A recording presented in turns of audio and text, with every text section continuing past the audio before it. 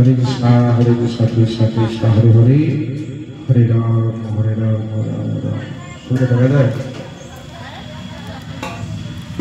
सर्वत्र श्री गुरुपाद कमलपाद गोस्वामी गुरु महाराज जय जयत हो नित्य लीलाओं के सेवानंद गोस्वामी महाराज जय जयत हो जय जय ताई गुरु मान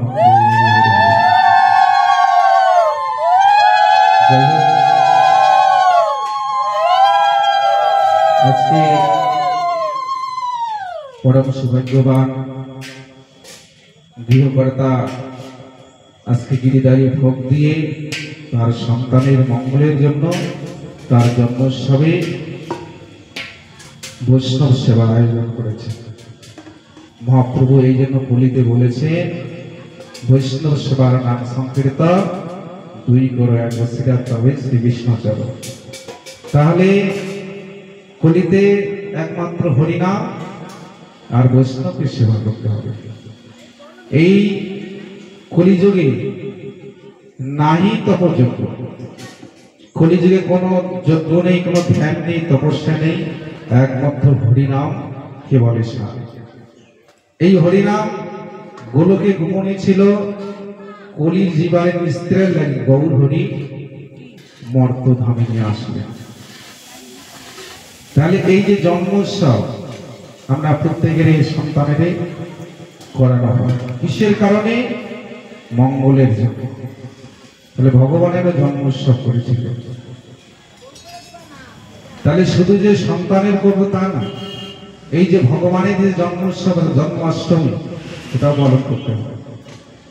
তাহলে ভগবানের জন্মোৎসব পালন করলে নিজের সন্তানের জন্মোৎসব করলে মঙ্গল হবে।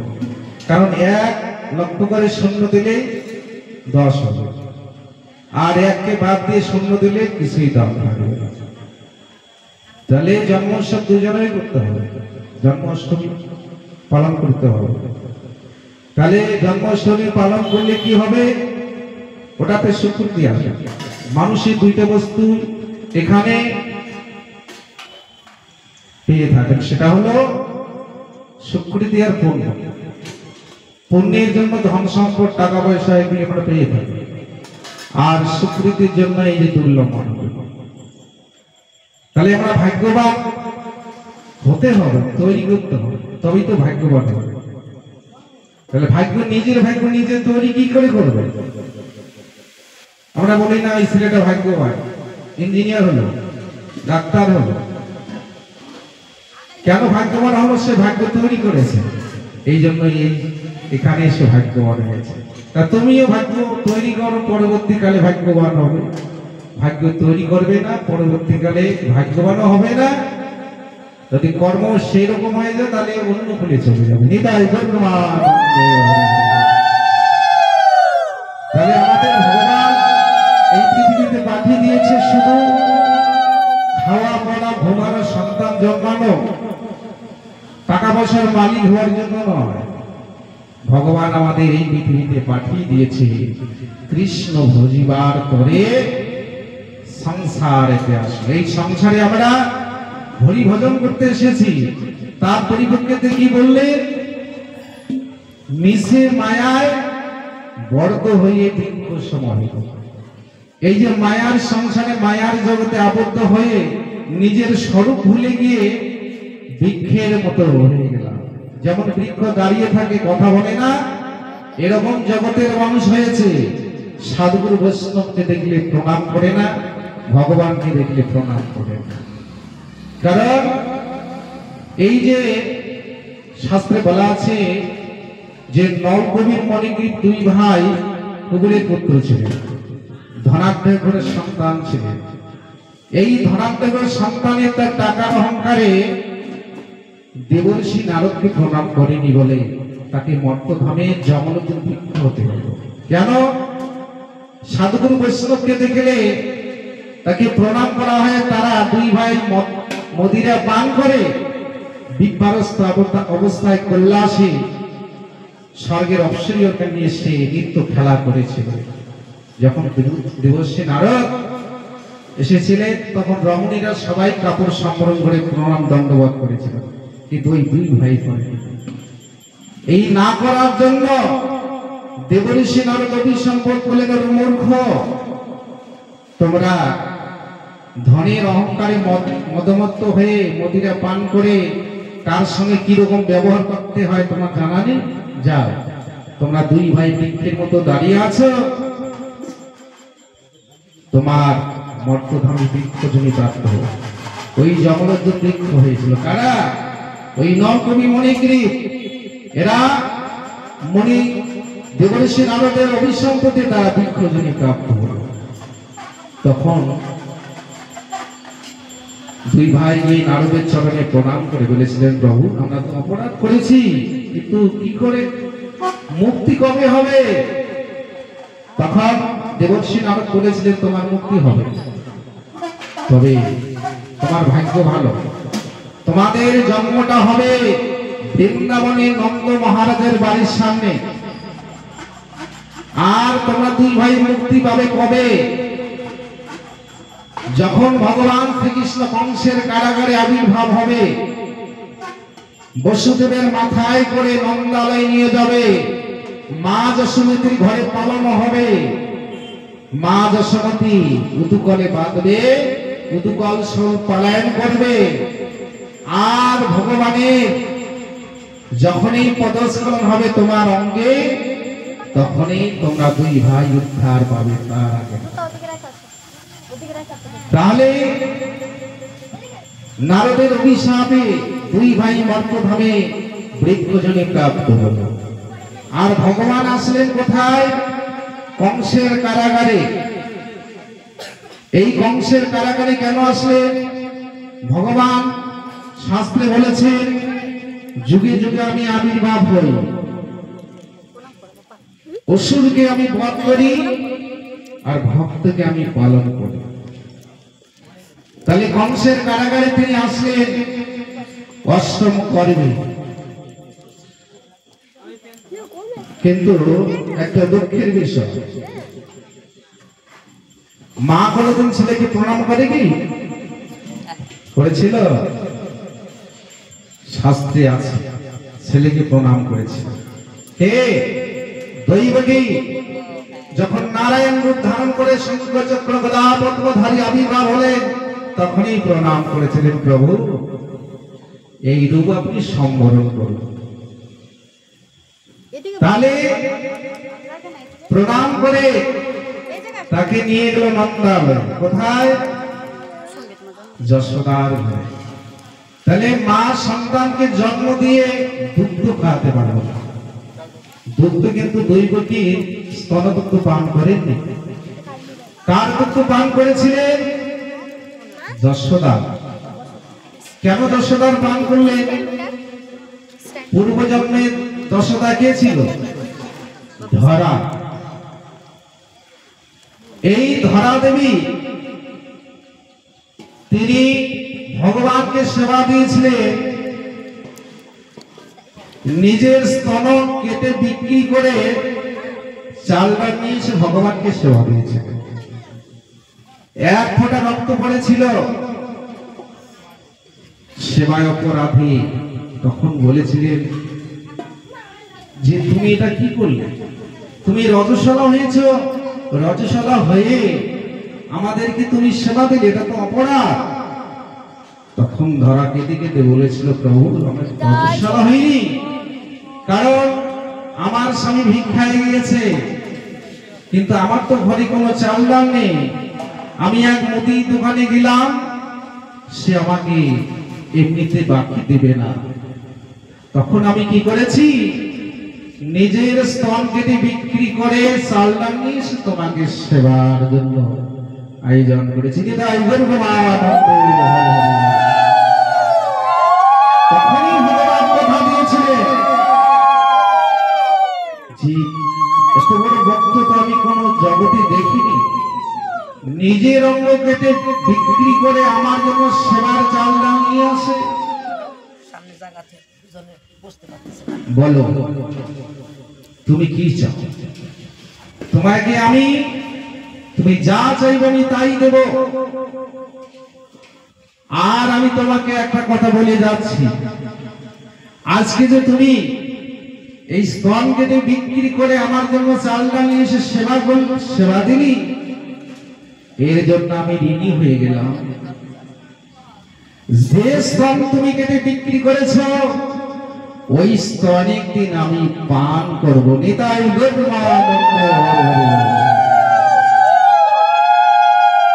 বলে তুমি কি চাও? তখন ধরা হাত জোর করে বলেছিলেন, প্রভু আপনি যদি আমাকে কোনো কিছু আশীর্বাদ করতে চান তাহলে আমাকে আশীর্বাদ করুন। আমার এই জন্মটা তো ভিখারি চলে গেল, কোন সাধুগুরু বৈষ্ণবকে আমি সেবা দিতে পারিনি।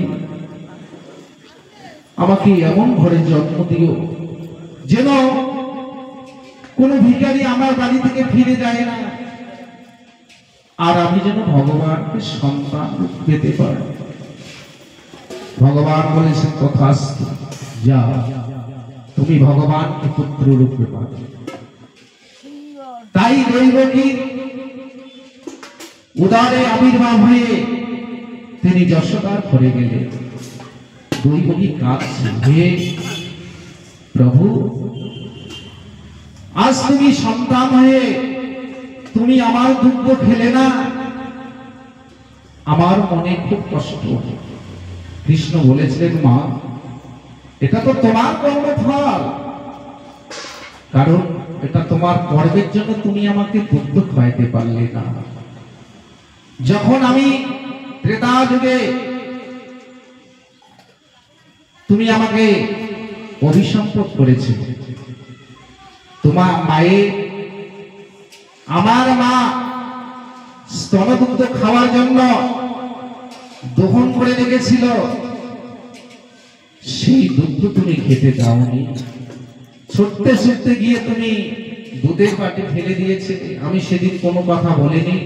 সেটা তোমার কর্মের ফলের জন্য, কর্মফল তুমি ভোগ করবে। ওই কারণে আজকে তুমি আমাকে দুধ দিতে পারলে না। আর 3 জন্ম তুমি আমার তপস্যা করেছিলে পুত্র রূপে পাওয়ার জন্য, তাই আমি তোমার পুত্র হলাম, কিন্তু তোমার কাছে আমি থাকলাম না। গেলাম কোথায়? যশোদার ঘরে। সেখানে গিয়ে আমি দুগ্ধ পান করব। এই জন্য একটা কীর্তনে বলেছিলেন, যশোদা মা গো আমার, তুমি বড়ই ভাগ্যবান, গর্ভে না ধরে মা পেয়েছিলাম ছেলে, গর্ভে না ধরে মা পেয়েছিলাম ছেলে, সে তো স্বয়ং ভগবান, তুমি বড়ই ভাগ্যবান। যশোদা মা গো আমার, তুমি বড়ই ভাগ্যবান।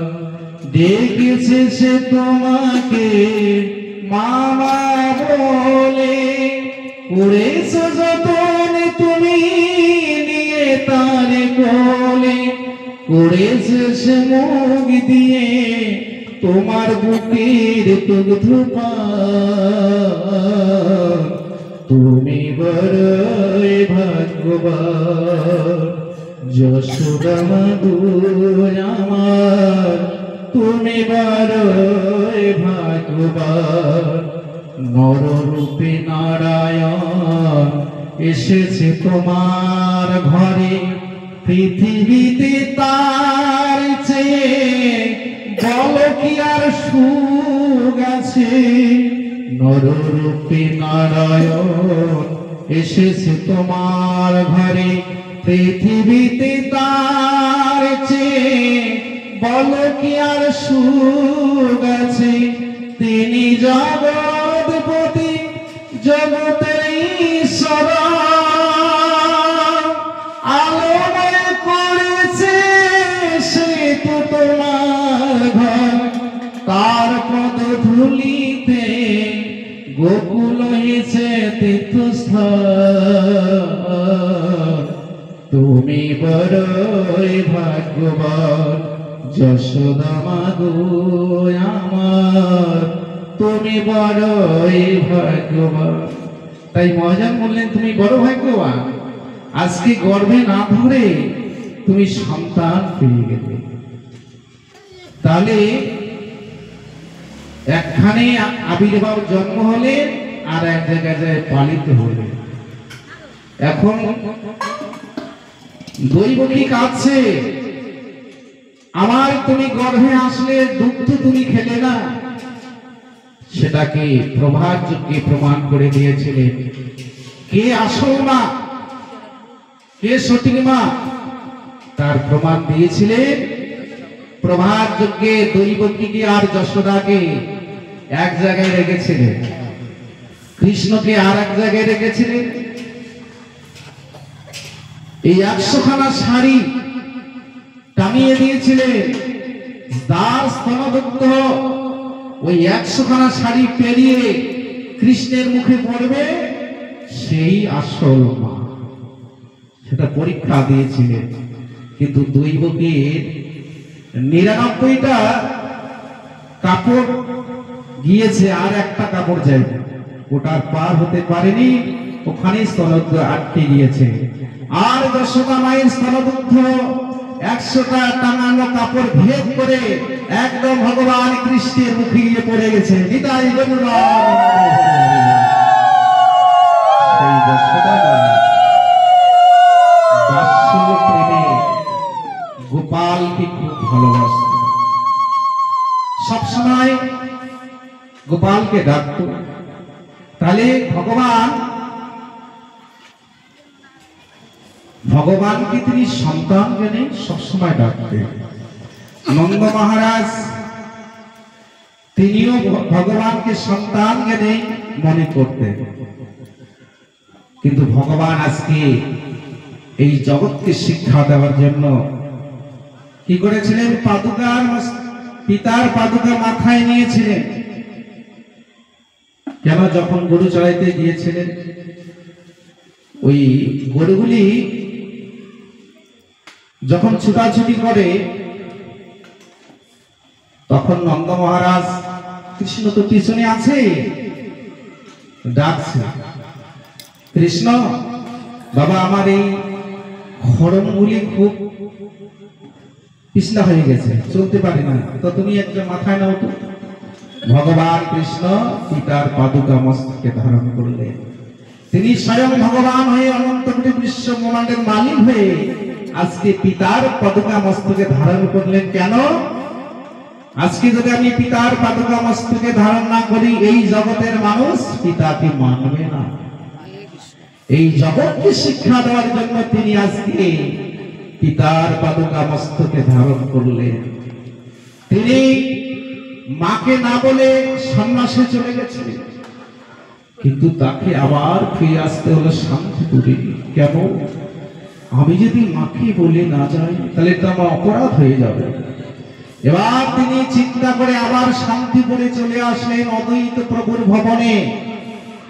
আর অদ্বৈত প্রভুর ভবনে এসে নিত্যানন্দকে বলছে, দাদা তুমি মাকে একটু খবর দিও, আমি মায়ের সঙ্গে একটু দেখা করবো, মায়ের কাছে আমি আশীর্বাদ দেবো, কারণ মাকে না বলে আমি সন্ন্যাসে চলে গেছি, তুমি একটু যেও দাদা। তাই নিত্যানন্দ ছুটতে ছুটতে গেলেন শচী মায়ের আঙ্গিনায়, গিয়ে ডাকছে, শচীমা, মা। এই ডাক শুনে শচীমা মনে মনে চিন্তা করছে, আমার নিমাইকে ফিরে আসো। নিমাই, বাবা তুই দাঁড়িয়ে আছিস কেন? আরে সবাই বলে তুই নাকি চলে গেছিস। আমার মনের ধারণা তুমি কোনোদিন আমাকে না বলে যেতে পারো না বাবা, তুই আয়, তাড়াতাড়ি ঘরে আয়। নিত্যানন্দ বলছে, মা আমি নিমাই নই, তো তুই কে? আমি নিতাই। নিতাই আমার নিমাইয়ের মতো দেখতে, আমার নিমাই কোথায় গেল? মা এই জন্য তো এসেছি, অদ্বৈত প্রভুর ভবনে তিনি আছেন, তোমার সঙ্গে দেখা করবেন। নিতাই তুই বল, এই বৃদ্ধা পিতা মাকে ছেড়ে, বিষ্ণুকে ছেড়ে তিনি সন্ন্যাসে গিয়েছে, সে কি ভালো কাজ করেছে? এই সংসারে থেকে কি সন্ন্যাস ধর্ম হয় না রে? তুই বল। নিত্যানন্দ কোনোদিন চোখে জল আসেনি। সেদিন নিতাইও কেঁদে কেঁদে বলছে, মা আমি সেটা মনে মনে চিন্তা করেছি, নিমাই এটা কি করেছে। ঠিক আছে মা, তোমাকে আর কাঁদতে হবে না। নিমাই এসেছে শান্তিপুরে অদ্বৈত প্রভুর ভবনে, তোমাকে এখনই যাইতে বলল। মায়ের আর আনন্দ ধরে না। মা চিৎকার করে বিষ্ণুপ্রিয়াকে বলছে, বৌমা তুমি তাড়াতাড়ি বেরিও, নিমাই দেখতে যাবে না? নিত্যানন্দ বলছে, মা নিমাই সবাইকে যাইতে বলছে, একজনকে না করছে। যে এই কথা বলেছে, শচীমাতা কাঁদতে কাঁদতে বলছে, ওরে নিতাই, আমার একটাই মাত্র বৌমা, আমি যদি একে ছেড়ে চলে যাই এর মনে দুঃখ হবে, আমি আর যাব না রে। মা তুমি যদি না যাও তাহলে আমি নিমাইকে কি জবাব দিব? নিমাই তুই গিয়ে বলবি, তোর জন্মের মতো মা মরে গেছে, আর যাব না আমি নিমাই দেখিতে, জন্মের মতো মা মরে গেছি,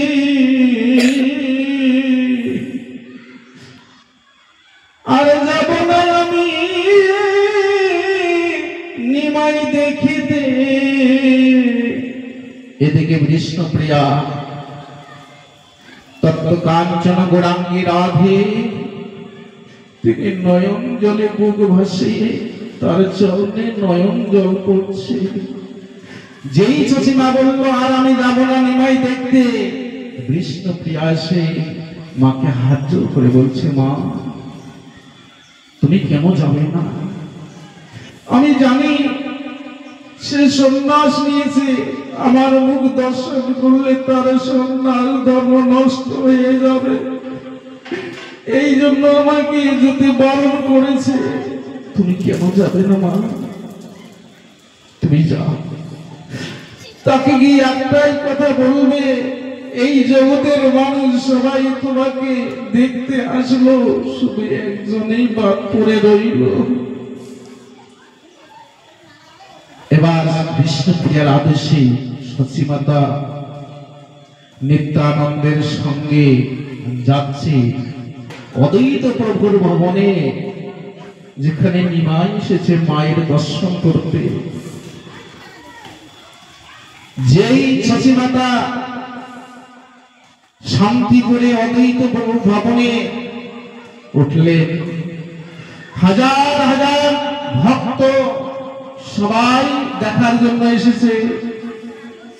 শচীমাতাকে দেখে নিমাই কাঁদতে লাগলেন, মা আমি খুব ভুল করেছি মা, তোমাকে না বলে আমি চলে গিয়েছি, তাই এসেছি আমি তোমার অনুমতি নিতে, তোমার আদেশ নিতে। মা ছেলে দুইজনে গলা জড়িয়ে ধরে কাঁদছে, হাজার হাজার ভক্ত দর্শন করছে। নিমাই কাঁদতে কাঁদতে বলছে, মা তুমি বলো, তোমার আদেশ পালন করার জন্য তো এসেছি আমি। তুমি যদি বললো সন্ন্যাসে যাও তাহলে আমি যাব, আর যদি বললো না তোমাকে ঘরে যেতে হবে তাহলে আমি ঘরে ফিরে যাব। শচীমাতা বলছে, নিমাই ঘরে গেলে কি সন্ন্যাস ধর্ম পালন হয় না? না মা, তুমি যা বলবে সেটাই আমি করব। হাজার হাজার নরনারী ভক্তবৃন্দ সবাই বলছে, শচীমা আমার নদিয়ার নিমাই নদিয়ায় থাক, তুমি বিদায় দিবে না। সবাই অবাক চোখে তাকিয়ে আছে শচীমায়ের দিকে। আর নিমাই বলেছে, মা যেটা বলবে সেটাই আমি করব, মায়ের আদেশ পালন করব। কিছুক্ষণ পর চুপ থেকে বলেছে, না না নিমাই, তুই সন্ন্যাসে চলে যা। তুই সন্ন্যাসে না গেলে জগৎ জীবের উদ্ধার হবে না রে। এই জগৎ থেকে উদ্ধার করতে গেলে তোমাকে সন্ন্যাসে যেতে হবে। তবে একটা কথা বাবা, কিন্তু বৃন্দাবনে যাওয়ার জন্য তোমাকে অনুমতি দিলাম না। তুমি যাবে পুরী ধামে, উড়িষ্যা প্রদেশে, যেখানে স্বয়ং জগন্নাথ আছে। সেই জগন্নাথের কাছে গিয়ে থাকবে। এখানকার ভক্তরা বছরে একবার জগন্নাথ দর্শন করতে যাবে। তোমার কথা এসে আমাকে বলবে, আর আমার কথা তোমাকে গিয়ে বলবে। এখন গিয়ে দেখবেন পুরী ধামে গম্ভীরায় সচিমা কাঁথা কম্বল পাঠিয়ে দিয়েছে। এখনো দর্শন করতে পারবেন। যারা যারা পুরী ধাম যাবে গম্ভীরায় দর্শন করবে। ভগবানের লীলাভূমি দর্শন করলে মানুষের চেতনা জাগে, টাকার অহংকারে চলে যায়, ভিতরে ভক্তি সঞ্চার হয়। মহাপ্রভু পুরী ধামে গিয়ে অলৌকিক লীলা করেছিলেন, অনেক লীলা করেছিলেন। সেটা দর্শন করলে তোমার অহংকার ভুলে যাবে। প্রতিদিন জগন্নাথ দর্শন করে এসে গম্ভীরায় তিনি ছিলেন, ওখানে হরিনাম করেছিলেন। গম্ভীরায় ছিলেন তিনি 18 বৎসর এবং 6 বৎসর তিনি গমনাগমন করেছিলেন। কিন্তু এই পৃথিবীতে গৌর বেশি দিন ছিল না। 24 বৎসর তিনি সন্ন্যাস গ্রহণ করেছিলেন, আর 48 বৎসরে তিনি এই লীলাকে সম্বরণ করেছিলেন। আর অদ্বৈত প্রভু স্বয়ং ভোলানাথ তিনি 52 বৎসর আগে তিনি বয়সে বড়। অদ্বৈত স্বয়ং ভোলানাথ কেন? এই ভোলানাথ সত্য, ত্রেতা, দাপর 3 যুগে তিনি অমরত্ব লাভ করেছিলেন। পরম বৈষ্ণব ভোলানাথ এই জন্য কলিযুগে রূপ পরিবর্তন হয়ে হলো শ্রী অদ্বৈত প্রভু। আর তার চোখের জলে তুলসী পাতা ভিজিয়ে গঙ্গায় ভাসিয়ে দিয়েছিলেন। সেই তুলসী পাতা গিয়েছিলেন কোথায়? সচিমার কোলে। তাই সচিমা গর্ভে ভগবানকে পেয়ে গেলেন। তাহলে বিষ্ণুপ্রিয়া তিনিও তখনই, তিনিও 4 যুগে কেঁদেছিলেন, 1 যুগে নয়। সত্য যুগে ছিলাম আমি সত্যনারায়ণী, দুর্বাসারে অভিশাপে হইলাম মত্তবাসিনী। ত্রেতা যুগে হইলাম আমি শ্রী নাম ঘরণী, কৈকেয়ীর মায়ের অভিশাপে হলাম বনবাসিনী। দাপর যুগে হলাম আমি আয়াম ঘরণী। শাশুড়ি ননদিনী জন্য আমি হলাম কৃষ্ণ কলঙ্কিনী। আর কলিযুগে হলাম আমি গৌরাঙ্গ ঘরণী। আর এহনো জৈবন বয়সে স্বামী আমার হয়ে গেল সন্ন্যাসিনী। তাই গৌরানন্দ সবাই এদিকে ভোগ গেছে। যার উপলক্ষে আজকে গিরিধারীর ভোগ দিয়ে বৈষ্ণব সেবার আয়োজন করেছে, তার মঙ্গল আশীর্বাদ, বৈষ্ণবীর কৃপা বিনা কোনো কার্য সিদ্ধি নয়। কৃষ্ণ কৃপা দূরিত হোক, সংসার না যায়। কোন সাধুগুরু বৈষ্ণবকে প্রণাম করবেন, আশীর্বাদ করবেন। আশীর্বাদ করলে কি চাইবেন? আমি যেন বড়লোক হই, টাকা পয়সার মালিক হই, ওটা চাইব? কোনটা চাইব? আমরা তো ওই সুখের জন্য সুখী। ভুল করে ওটা কোনোদিন চাইবেন না। ভগবানকে প্রণাম করলে ওটা চাইবেন না। ওটা যেটা আপনি পেয়েছেন, ওটা আগে ছিল, ওটা দিয়েছে। চাইলে পাবেন, কিন্তু পেলে আবার জ্বালা লাগে। এই জন্য ভগবানের কাছে এবং সাধুগুরু বৈষ্ণবের কাছে প্রণাম করে, দেবদেবীর কাছে প্রণাম করে চাইতে হবে কৃষ্ণ ভক্তি। এই কৃষ্ণ ভক্তি যদি আপনি অর্জন করতে পারেন, এটা নষ্ট হবে না। এই ভক্তি যদি হৃদয়ে অর্জন হয়, এই ভক্তিতে আপনার মুক্তি হবে, এবং মুক্তি পেলেই গোলক বৈকুণ্ঠে স্থান হবে। আমরা প্রত্যেকেই ভগবানের সন্তান, ভগবানের ইচ্ছায় এই পৃথিবীতে এসেছি, ভগবানের ইচ্ছায় চলাফেরা করছি, ভগবানের ইচ্ছায় শ্বাস প্রশ্বাস চলছে। ভগবানের ইচ্ছা যদি শেষ হয়ে যাবে, এখান থেকে হরিবোল হয়ে বিদায় নিতে হবে, প্রত্যেকেই বিদায় নিতে হবে। এই জন্য বিদায় যাবার সময় যেন তার নাম স্মরণ করতে, এই ধরাধাম ত্যাগ করতে পারি। এটাই হচ্ছে মানব জীবনের শ্রেষ্ঠ বস্তু।